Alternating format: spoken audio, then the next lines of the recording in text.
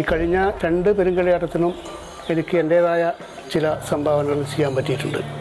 1974 നടന്ന പെരുങ്കളിയാട്ടത്തിൽ ഞാനൊരു സാധാരണ ഒരു ഫുൾ ടൈം വളണ്ടിയറായിട്ടാണ് പ്രവർത്തിച്ചതെങ്കിൽ 1999 നടന്ന പെരുങ്കളിയാട്ടത്തിന് ഞാൻ സംഘാടക സമിതി ജനറൽ കൺവീനറായി എന്നെ നിയമിക്കുകയുണ്ടായി. അപ്പോൾ അന്ന് ശ്രീ കെ വെളുത്തമ്പാട്ടനായിരുന്നു അതിൻ്റെ സംഘാടക സമിതി ചെയർമാൻ. വെളുത്തമ്പാട്ടൻ തന്നെ പരമാവധി എല്ലാ കാര്യങ്ങളും വളരെ ഭംഗിയായി തന്നെ നിർവഹിച്ചിട്ടുണ്ട്.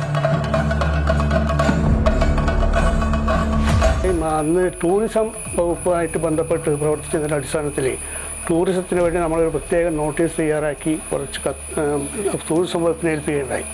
അതിൻ്റെ അടിസ്ഥാനത്തിൽ നിരവധി വിദേശ ടൂറിസ്റ്റുകളും ഇന്ത്യയിലുള്ള മറ്റ് സംസ്ഥാനങ്ങളിലെ ടൂറിസ്റ്റുകളൊക്കെ ഇവിടെ വരികയുണ്ടായി. ആ നോട്ടീസ് അവർക്ക് വളരെയേറെ പ്രയോജനപ്പെടുകയും ചെയ്യുകയുണ്ടായി.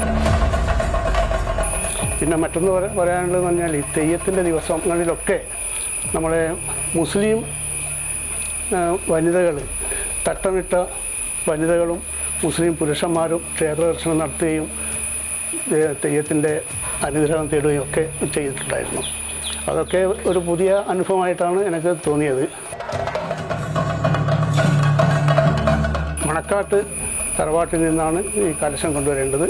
ആ കലശം കൊണ്ടുവന്ന് ആ കലശത്തോടു കൂടിയുള്ള പ്രദക്ഷിണവും കുട്ടികളെ തോളിലേറ്റി കൊണ്ടുള്ള പ്രദക്ഷിണമൊക്കെ വളരെ കാണേണ്ടത് തന്നെയാണ്. അതിനിയും കാണാനുള്ള ഭാഗ്യം ഉണ്ടാകട്ടെ എന്ന് പ്രാർത്ഥിച്ചുകൊണ്ട്